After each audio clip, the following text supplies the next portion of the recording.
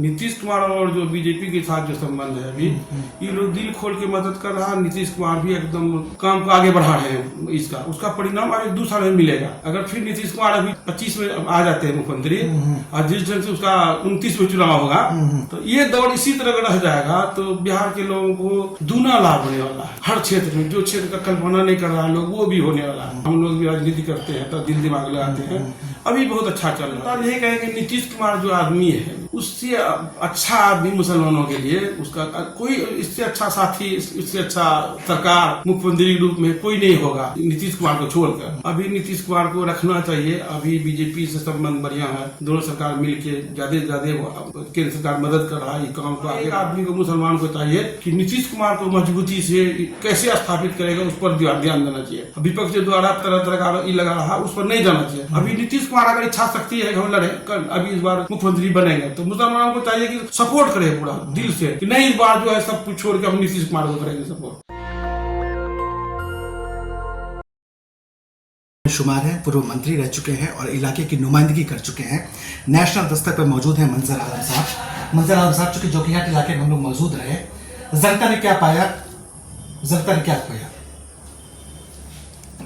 नीतीश कुमार का जब 24 नवंबर 2005 में जब से सरकार बनी है, तब का बिहार अभी के बिहार में बहुत फर्क है। वो उसी करीब जोकीहाट भी जुटता है।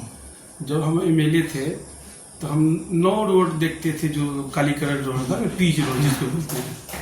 वो रोड का भी नाम आपको बता देता हूँ कि बरगाछी चौक से प्रसादपुर डुमरिया 10 किलोमीटर, वहीं से उसी रोड के लिंक रोड में तुर्केली मोड़ से चिरोहाट 7 किलोमीटर। फिर इधर भी जो अररिया से जो किशनगंज रोड जाते हैं, गलगलिया जो रोड है भी उसी में है। तारान चौक से कामाढ़ाट 3.5 किलोमीटर।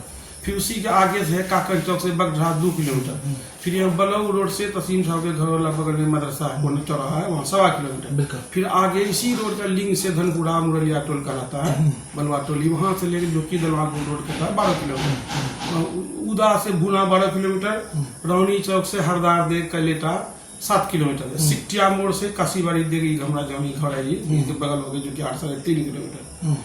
कुल मिला के 9 रोड 55.5 किलोमीटर। मेरा आंख, मेरा दिल दिमाग यही गवाही देता जब हम एमएलए नहीं बने थे, इतने रोड था। अभी 650 किलोमीटर रोड है। एक बिजली की बल्ब नहीं जलता था। जो कि हाट sub station, Palasi sub station, Mahalgaon, कुशियारगांव ये बना, पावर ग्रिड बना यहाँ भीमा बनवा, तब बिजली की हालत में बहुत सुधार हुआ। और जो कि हाट में जब कभी कभी हम लोग जब एमएलए थे तो नालंदा इंजीनियर कहता था कि नालंदा से ज्यादा जो कि हाट में रोड है, जो कि हाट रोड में।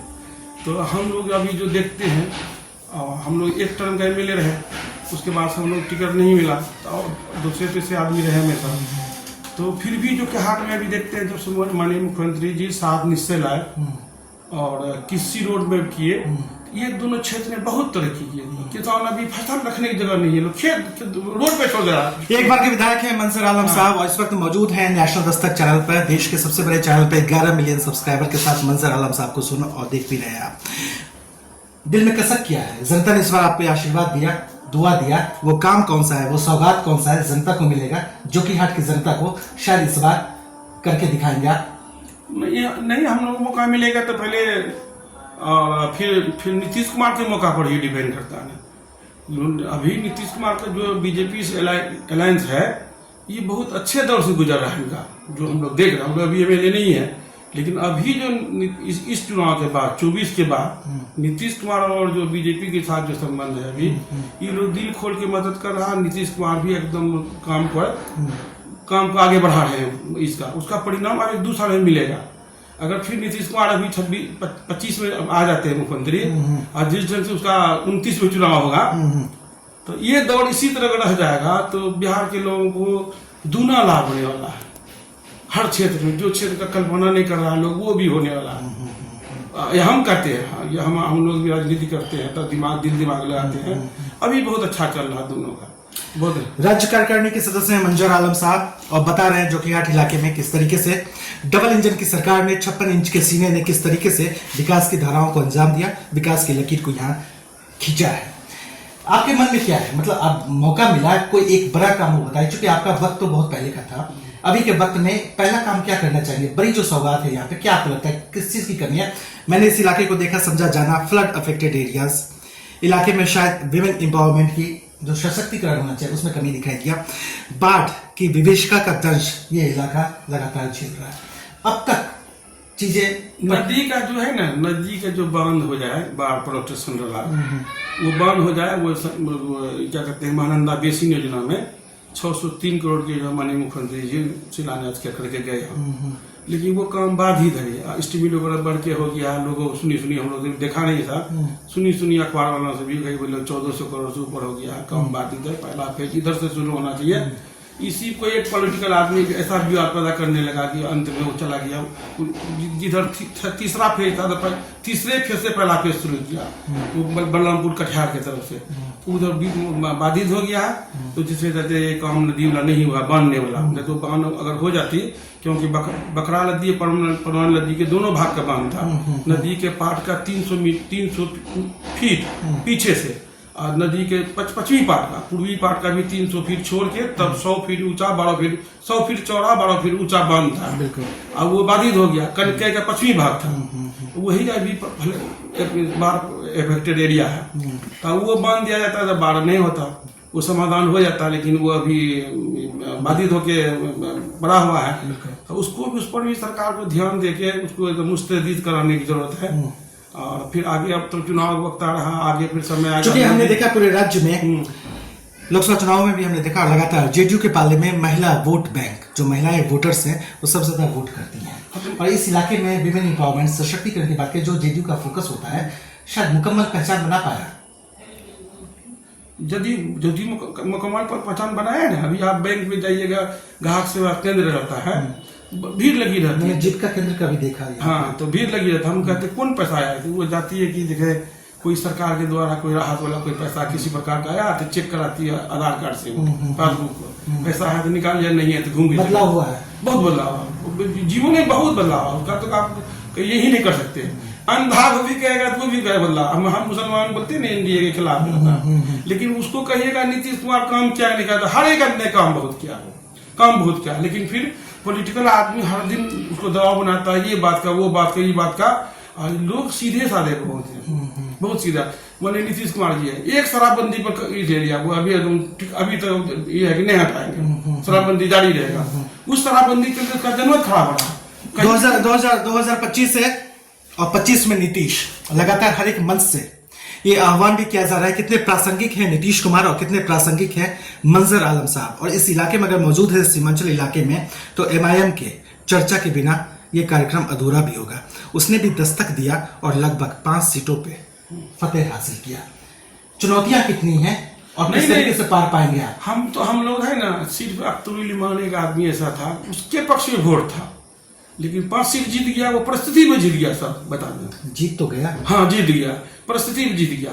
जैसे मान लें एनडीए सीट चला गया, जो कि हार की बात करते हैं, एनडीए सीट चला गया बीजेपी में, पहले ही क्लियर हो गया, और उसके कैंडिडेट क्लियर हो गया कि फला उम्मीदवार होगा, ये मुस्लिम वोट चल रहे हैं। तो सब कहा जो राजद के टिकट लेकर आएगा वो लाखों वोट के अंतर से जीतेगा, लेकिन राजद के टिकट, जो राजद के विधायक उसको नहीं मिले, लेकिन दूसरा आदमी लेकर चला आया। तो लोगों को गुस्सा हुआ, गुस्से के भाव में क्या किया, फिर वो अब इसी पार्टी को वोट दे दिया लोग, तो ऐसी जीत गया। हम यहाँ जो की बात करता हूँ, इसी तरह का सब जगह हुआ। सिर्फ अख्तरुल इमान के साथ ये था कि उसने इस्तीफा दे दिया था, नीतीश कुमार के जब टिकट लिया था 2014 में, इस्तीफा देकर लड़ा था, फिर वो विड्रॉल कर लिया था। जेडीयू कोटे को जाता है, जो कि आज कितनी तैयारी मुकम्मल है आप लोगों की? नहीं, हम लोग भी क्षेत्र भर में रहते हैं, लोगों के साथ मिलते जुलते हैं, तैयारी यही है हम लोगों का। लोगों का भी रहता है आप मिलते जुलते रहिए, हम लोग प्रेरित करता है कि आप खाली मिलते जुलते रहिए, आप मिलते जुलते रहिए, जितना शक्ति है आपका मिलते जुलते रहिए। हम लोग खाली मिलने जुलने में रहते हैं, मिलते जुलते हैं, और सब जो भी आशीर्वाद मिलेगा समय के साथ उम्मीद करते हैं अच्छा ही रहेगा। मैडम भले ही खुल के ना बोले मंजर आलम साहब, लेकिन हंसते हंसते मुस्कुराते बहुत कुछ इशारा भी कर गए। और इस वक्त आप नेशनल दस्तक चैनल पर 11 मिलियन सब्सक्राइबर के साथ मंजर आलम साहब को देख और सुन रहे हैं, जो कि हाट इलाके में इस वक्त हम मौजूद हैं। मंजर आलम साहब, जनता से क्या वादा आप कर रहे हैं, जनता से क्या अपील कर रहे हैं, क्या मैसेज कर रहे हैं, क्या संदेश आपका? लाखों लोग आपको देख रहे हैं।